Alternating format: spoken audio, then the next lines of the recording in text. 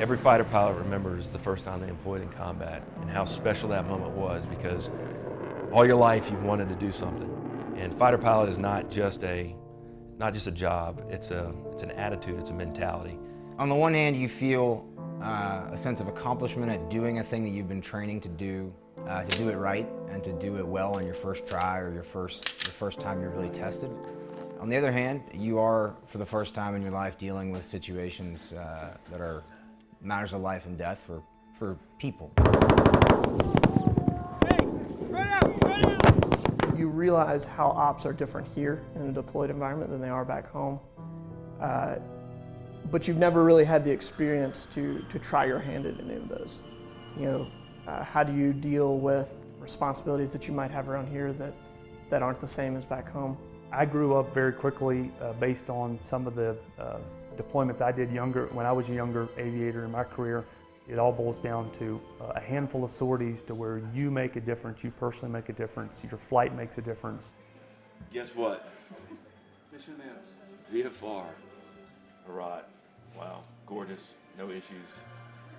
All right, so you guys are signed out, done your caps. Some of the situations that you hear about and you hope you never find yourself in. I was flying with Hollywood.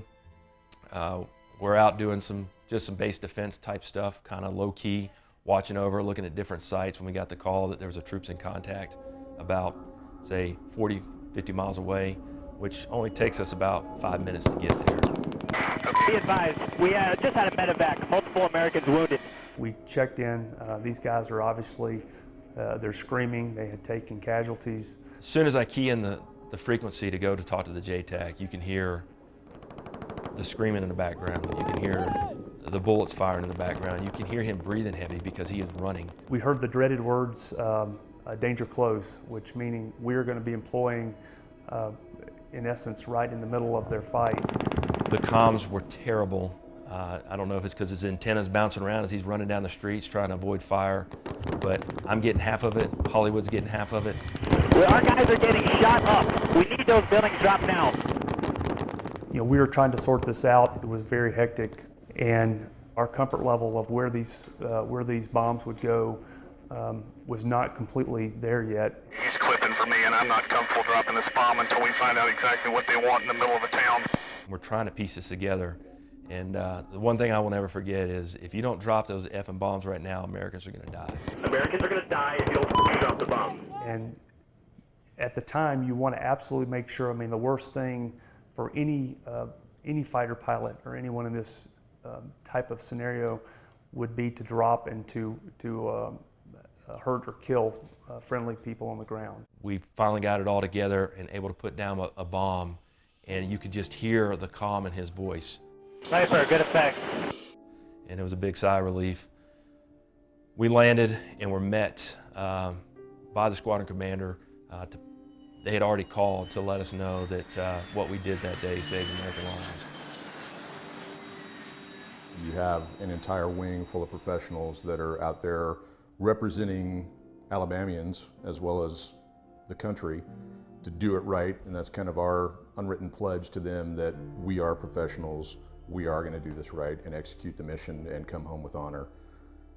And so you fly with these guys, and you want to do everything perfect. Drop bombs where they needed to go, be in perfect formation, be visual, be on the right radio channel, doing everything right, because you don't want to let these guys down. And that, I think, is probably more important than anything, and a driving force for a young, inexperienced wingman, is that you can't let these guys down. So. There he is. I guess I'll stop talking about him. No, don't stop talking about it. Unless it's all bad.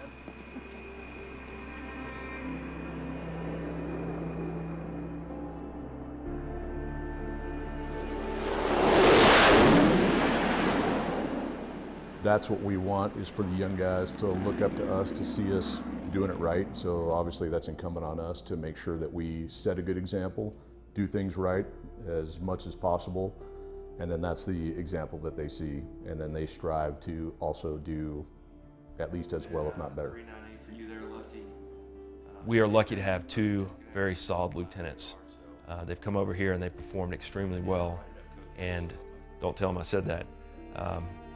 that level of confidence of being here after the first time that they got to employ in true combat and the first time they take off over enemy territory, knowing that in a single engine aircraft, if I take a bird, if I have an oil problem, I might be dropping down into enemy territory and it's going to be a while before I'm picked up. I remember those nerves the first time I flew across the border into Iraq, and they have handled that extremely well and gotten past that and actually employed and have done phenomenal on their employments.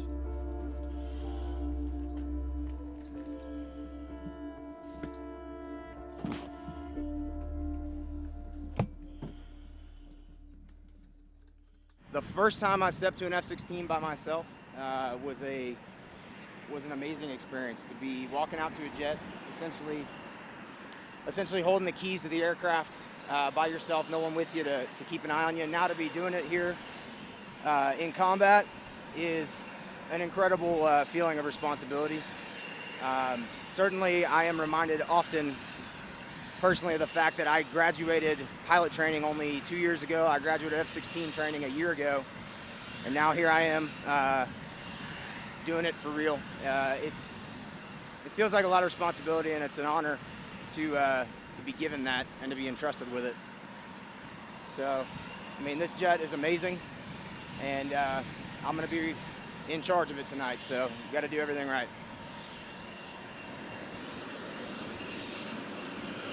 Guys, what's up? The experiences that Split and I have gained over the course of this deployment are ones that you can only gain on deployment. Be it the flight hours, be it the, working with JTACs, be it the comm problems that you have with the high terrain around here.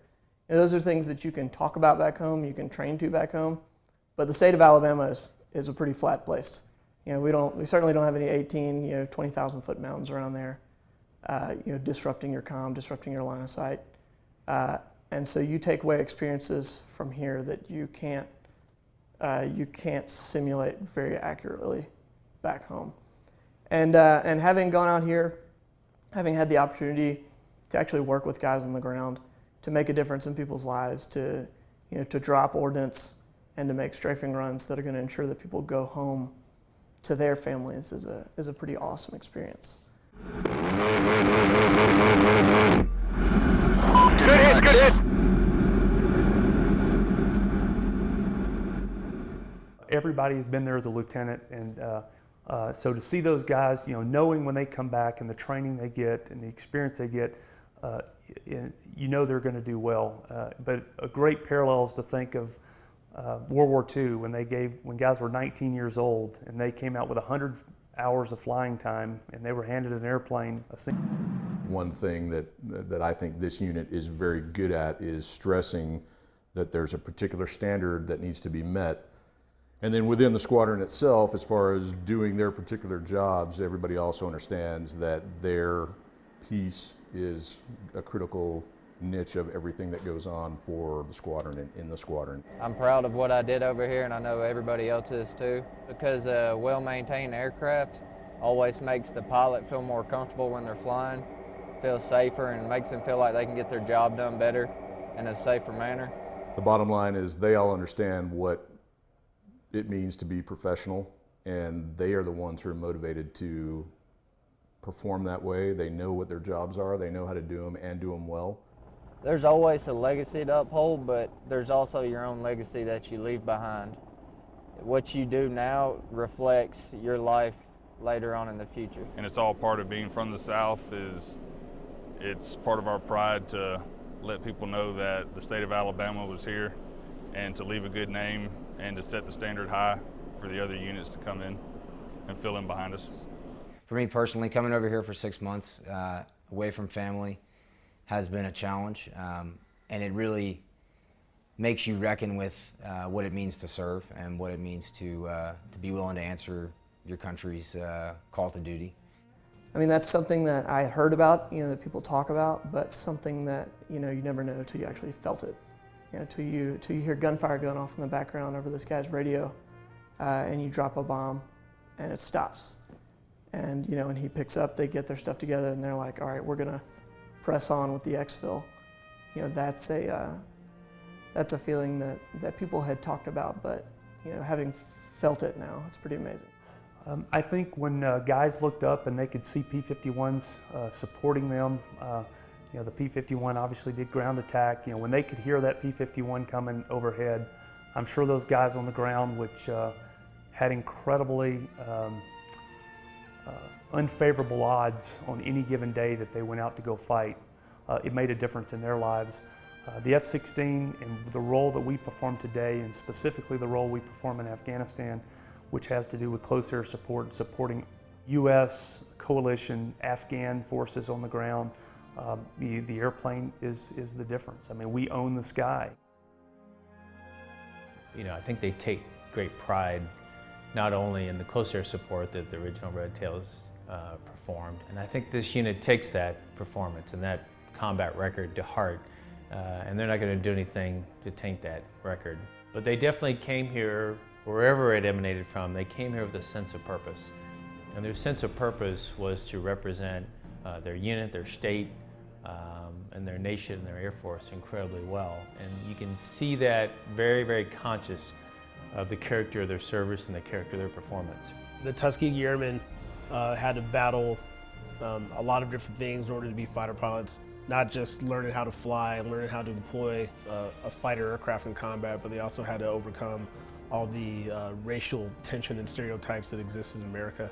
But at the end of the day, the most important thing was what kind of pilot were they, what kind of excellence did they have, how did they fly the mission, how did they fight, and that's what truly determined the success for those 996 airmen who graduated the Tuskegee experiment. And the exact same thing holds true today with Split and Lefty.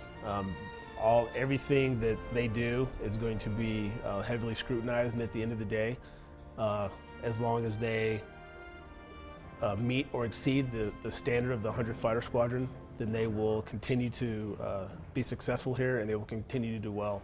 And I have every confidence in both of those young men that they will do just that.